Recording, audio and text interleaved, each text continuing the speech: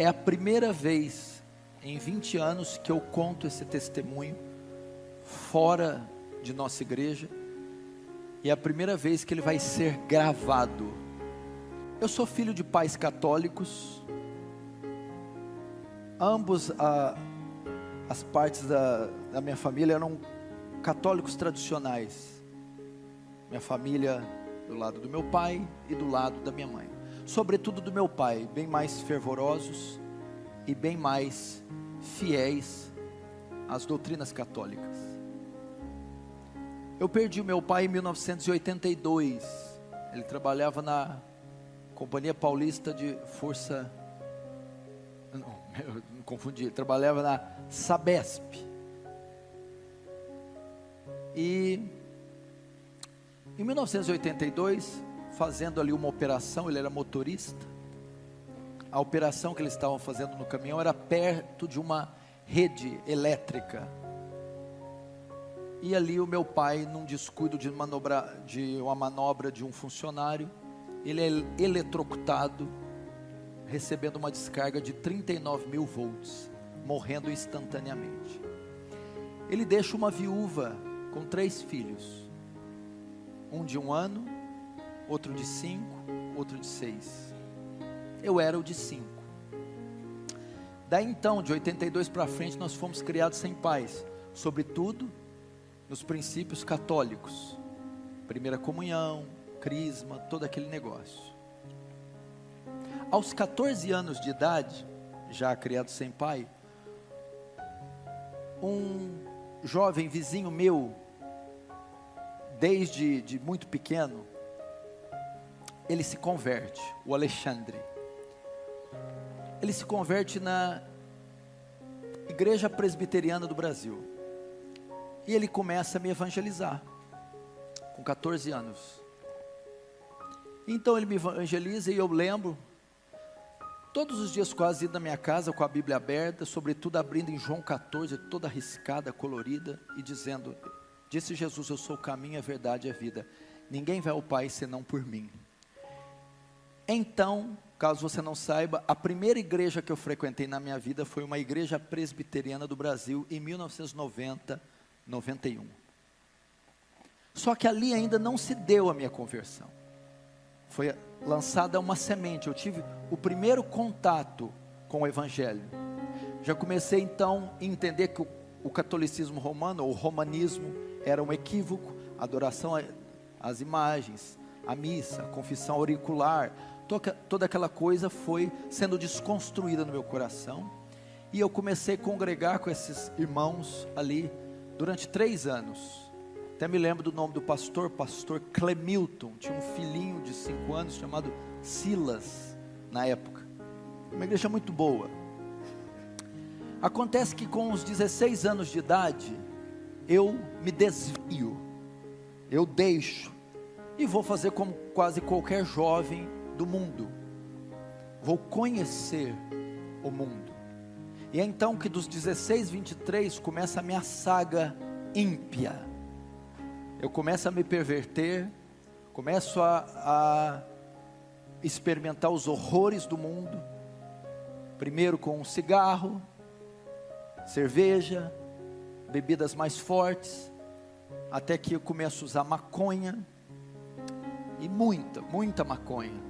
Da maconha eu também conheci a cocaína, droga que era muito apreciada por mim na época, o crack, os ácidos. Eu me tornei um usuário, um drogado, uma pessoa bem desconstruída na sociedade, ao ponto de a minha mãe estar vendo novela na sala, e eu no quarto com 3 marginais, com uma montanha de cocaína no quarto, e nós estávamos ali cheirando, enquanto fazíamos os papelotes para depois sair para vender, ao ponto de ir até uma biqueira e pegar uma pedra de crack desse tamanho, colocar na cintura e sair dela até minha casa para fazer as pequenas pedras e vender, e passando por blitz policiais correndo risco de ser preso. Experimentei isso aí, vivi essa vida devassa, dei muito desgosto para minha mãe, conheci todas as baladas, andava com as pessoas mais ricas da cidade. Eu trabalhava como cameraman do time de basquetebol da cidade, que é muito popular, e a elite está envolvida com o basquete. E como eu estava envolvido, eu conhecia as pessoas mais ricas. Eu ia nas casas, nas mansões, churrascos e piscinas e drogas, de segunda a domingo. E ia nas festas mais requintadas, sofisticadas, banhadas com álcool, drogas, ácidos, e festas que terminavam às 7 horas da manhã. Ao mesmo tempo eu conhecia também as mais pobres. Como você percebeu, eu sou um pouco carismático, eloquente, então eu conquistava muitas pessoas. Conhecia também o outro lado, as biqueiras, os traficantes, as pessoas mais sujas. Ao ponto de um dia, em uma chuva, uma meia-noite, minha mãe, meus irmãos dormindo, nós fomos para os fundos da minha casa, onde tem, o telhado tem aquele beiral, alpendre, não sei como se fala, chovia e pingava, enquanto eu entro com 10 marginais da pior espécie, seres da pior espécie, os bandidos mais vagabundos que se puder imaginar, e nós agachamos os 10 debaixo daquele beiral, para usar crack, dentro da minha casa. Era pichador, skatista, não que uma coisa esteja relacionada à outra. E fui conhecendo tudo isso, fui me tornando um animal. Abandonei os estudos, abandonei o trabalho, comecei a roubar, fui pego pela polícia, passei uma noite na cadeia, passei por essas situações. Sobretudo aquela semente do Evangelho estava dentro de mim. Eu já sabia da existência de um inferno, já sabia sobre a volta de Jesus, sabia da condição para alguém herdar a vida eterna, e sabia que se morresse naquele instante, eu iria para o inferno. Então o evangelismo, os tempos de presbiteriana, o evangelismo do Alexandre, foram suficientes para causar em mim culpa, foi suficiente para causar em mim noção da minha depravação, noção da necessidade de um Salvador, e as formas de ser salvo, não mais por obras, velas, procissões, missas, mas pela expiação feita na cruz. Sobretudo ainda não tinha dado a conversão. Então foram dos 16 aos 27 anos vivendo uma vida de crime, de uso de drogas, de pecados e urgias, e de loucuras. Eu poderia estar hoje de duas maneiras. A minha condição hoje poderia ser estar morto ou preso. E uma das vezes eu tinha uma moto XLX 350, quem é mais velho vai lembrar, e estava com uma quantidade muito grande de droga na cintura, ia levar para um condomínio fechado alguns amigos ricos, uma quantidade suficiente para comprometer bem a sua vida. E é que indo de moto eu passo numa avenida e está uma blitz policial com 30 viaturas, na época era o tático, a D20, lembra, Lival? Nós chamava a Vintona, e eu passo para aquele corredor com 30, homens com armas de alto calibre. Quando eu passo, nenhum policial olha para mim, nada.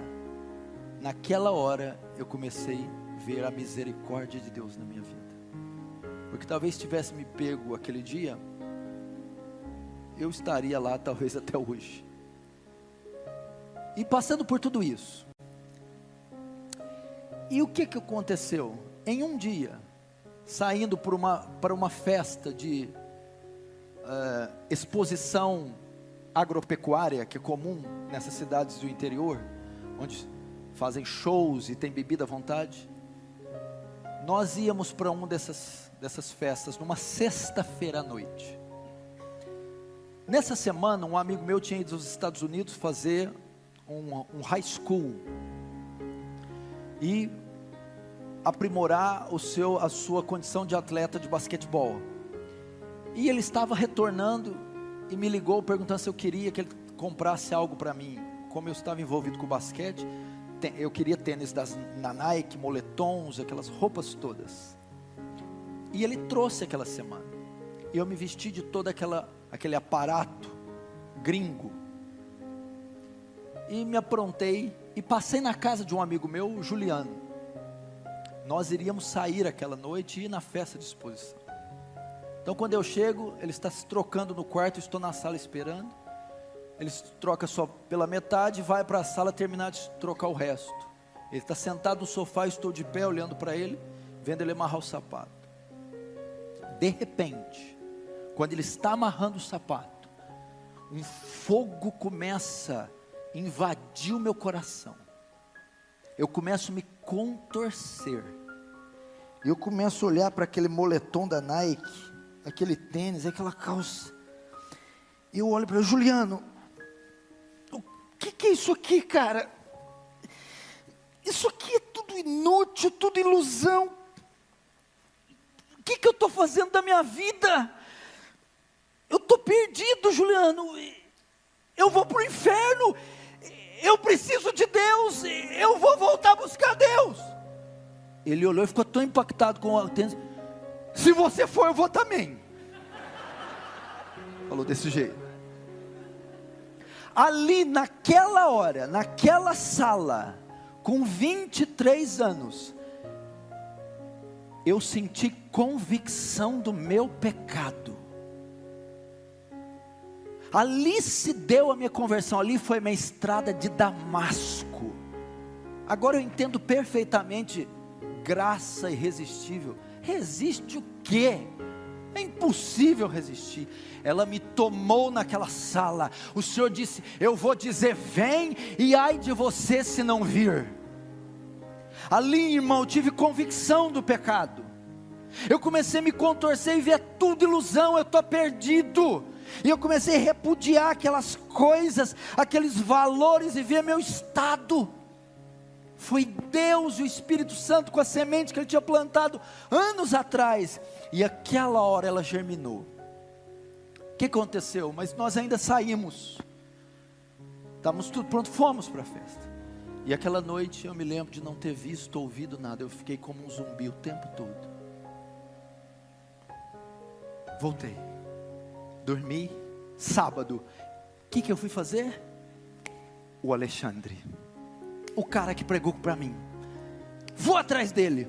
Alexandre, o que foi? Tem culto hoje? Eu quero ir no culto. Calma, o que aconteceu?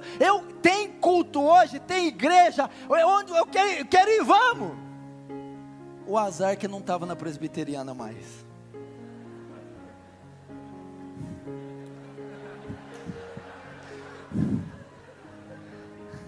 Ele tinha ido para uma comunidade. Mas novo convertido não quer saber. Falou Jesus, ele está lá. Irmãos, era um culto de sábado, muito comum, culto da mocidade. E ele diz: tem culto dos jovens, vamos.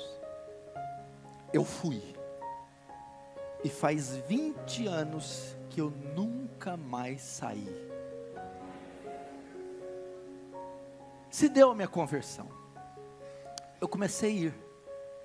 Nisso, e tem que ficar registrado, nesse pequeno desvio de 7 anos, o Alexandre nunca deixou de orar por mim. Nunca desistiu da minha vida. Nunca. E toda vez que ele me encontrava, eu corria dele, ele me barrava. Volta. Volta. Eu acho que ele nunca ganhou outra alma na vida, só ganhou eu. Mas veja só que obra Deus tem feito através de mim. E Ele vai receber o galardão por isso. Mas eu nunca vi alguém insistir tanto com uma alma, orar tanto por uma alma, jejuar tanto, padecer tanto. Eu nunca vi como Ele fez comigo. Nunca. Se ele tivesse desistido, talvez eu não estaria aqui. Então eu procurei, nós começamos a congregar, passou 2 meses, eu me batizei. Passou 2 anos, já me tornei líder de jovens, já vi que tinha o dom, o talento de me comunicar, de fazer orações e de expor a mensagem do Evangelho. Agora, o que tem a ver com o tema avivamento? O que eu quero deixar para vocês? Neste período, Deus me privou da parafernália teológica, de tantas outras coisas que a igreja brasileira ia conhecer na década de 90 ali. Kenneth Hagin, Benny Hinn, os movimentos de dente de ouro, aquelas unções, aquela coisa toda. Eu assisti uma pregação em VHS. Essa pregação era de um pastor pentecostal. Nessa pregação ele cita nomes como David Brenner, John Knox, John Wesley, Hudson Taylor, e ele disse: compre os livros desse homem. Foi então que nesse momento eu tive contato, já no meu primeiro ano, com a fé, mais a piedade do que a teologia desses homens, mas eu tive contato.